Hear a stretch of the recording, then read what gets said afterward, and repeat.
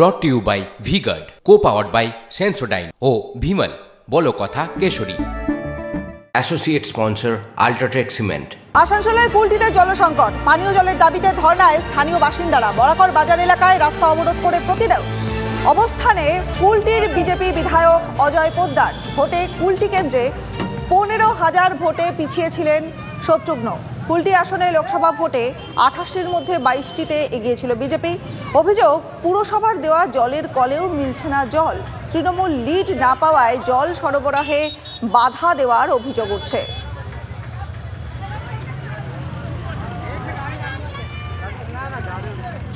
জলই জীবন, আর জলই পাচ্ছে না মানুষ। চারদিকে হাহাকার, সেই মানুষের জন্য বাধ্য হয়ে বসতে হয়েছে। 68-এ একটা পাড়াতে 3টা ট্যাঙ্কার আসতো, এখন একটাই ট্যাঙ্কার আসে। কেন সেটা? এই জন্য এখানে ভোট দিয়েছে, এই জন্য জল পাবেন। আর ইলেকশনের পরে এই গরমকালে আরো জলের শর্টেজ হয়ে গেছে, যেখানে 4টা ট্যাঙ্কার যেত, একটাই ট্যাঙ্কার যাচ্ছে।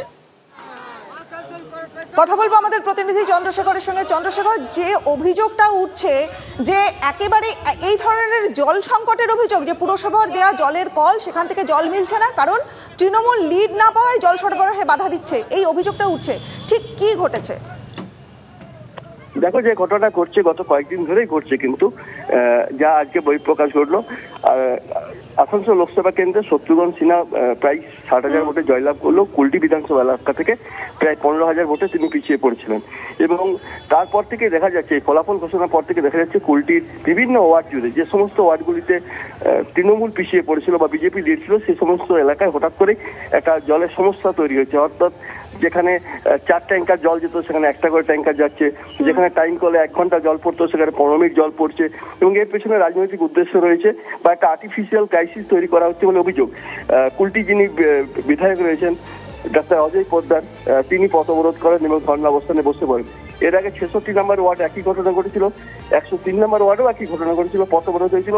এবার সার্বিকভাবে গোটা কুলটি জুড়ে কিন্তু এই সমস্যা হচ্ছে বলে অভিযোগ এবং রাজনৈতিক উদ্দেশ্য প্রণোদিতভাবেই ওয়াটার ক্রাইসিস তৈরি করা হচ্ছে বলে অভিযোগ তোলা হয়েছে। বেশ, ধন্যবাদ চন্দ্রশেখর তোমায়।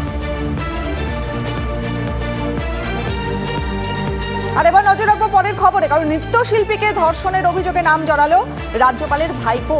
হেয়ার স্ট্রিট থানায় 0 FIR এ রাজ্যপালের ভাইপোর নাম।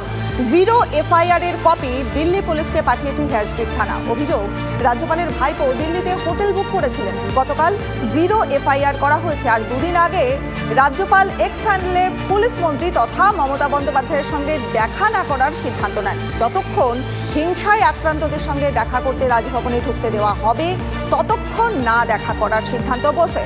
আর তারপরের দিনে 0 FIR এ ভাইপো সহ কয়েকজনের বিরুদ্ধে। ধর্ষণ মামলায় হেয়ার স্ট্রিট থানায় 0 FIR, রাজ্যপালের ভাইপো সহ কয়েকজনের বিরুদ্ধে।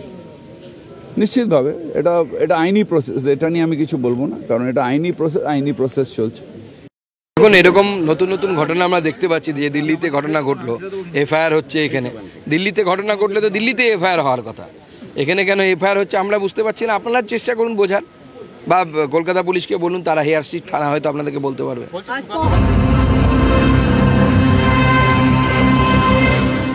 আর রাজ্যপালের যে সংঘাত তা একেবারে চরমে, কারণ লাগাতার ব্রাত্য বসুর নিশানায় রাজ্যপাল।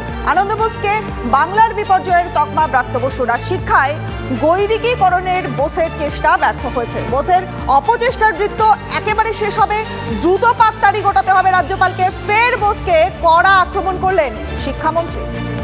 এক ধরনের বিপর্যয় চলছে, সেই বিপর্যয় পাঞ্জাবেও সত্য, বিহারেও সত্য, কেরালাতেও সত্য। সেই বিপর্যয়ের নাম কখনো বনোয়ারিলাল পুরোহিত, কখনো মিস্টার আরলেকার, কখনো আরিফ মোহাম্মদ, আবার কখনো আনন্দ বোস। এই বিপর্যয়রা বিভিন্ন রাজ্যে, আমার ধারণা তাদের চলে যাওয়ার সময় ঘনিয়ে এসছে। নির্বাচিত সরকারের সঙ্গে 3 বারের, আমাদের ক্ষেত্রে আমার 3 বারের মুখ্যমন্ত্রী, নির্বাচিত সরকার এবং 3 বারের মুখ্যমন্ত্রী, কোনো মনোনীত লোক যারা এক ধরনের গৈরিকীকরণ, স্যাফ্রনাইজেশন, ছড়ানোর যে ভুয়ো কৃত্রিম একটা হাইপার রিয়েলকে রিয়েল বলে কল্পনা করে নিয়ে যে ধরনের বিপর্যয় ঘটানোর চেষ্টা করেছিল, আমার মনে হয় সেই বৃত্তেরও এবার একটা সমাপিকা হবে। ব্রাত্য বসুর এই বক্তব্যের প্রেক্ষিতে আমরা কথা বলেছিলাম বিজেপির রাজ্যসভার সাংসদ শ্রমিক ভট্টাচার্যের সঙ্গে। শুনুন। ব্রাত্য বসু যেটাকে শিক্ষাক্ষেত্রে গৈরিকীকরণের কথা বলছেন সেটা উনি ঠিক বলছেন না। শিক্ষাক্ষেত্রে গৈরিকীকরণ বলতে যে ওরা যা বোঝেন সেটা হচ্ছে এবং সেটা হবে। সেটা শুধু ভারতবর্ষ হবে না, শুধু ভারতবর্ষের সিলেবাস চেঞ্জ হবে না, আমাদের লক্ষ্য গোটা পৃথিবীর ইতিহাসে গতিমুখে পরিবর্তন করে দেওয়া, পৃথিবীর প্রকৃত জাতিসত্তার ইতিহাসকে সামনে নিয়ে আসা, এই মানব সভ্যতার বিবর্তনের যে ইতিহাসকে এতদিন পর্যন্ত বিদেশিরা আমাদের পড়িয়েছেন সেটা পরিবর্তন করা। সুতরাং আমাদের লক্ষ্য ভারতবর্ষের সিলেবাস পরিবর্তন করা নয়, সারা পৃথিবীর সিলেবাস পরিবর্তন করা, এবং সেই লক্ষ্যে আমরা কাজ করছি। Brought to you by V-Guard, co-powered by Sensodyne ও ভিমল, বলো কথা কেশরী। Associate sponsor UltraTech cement.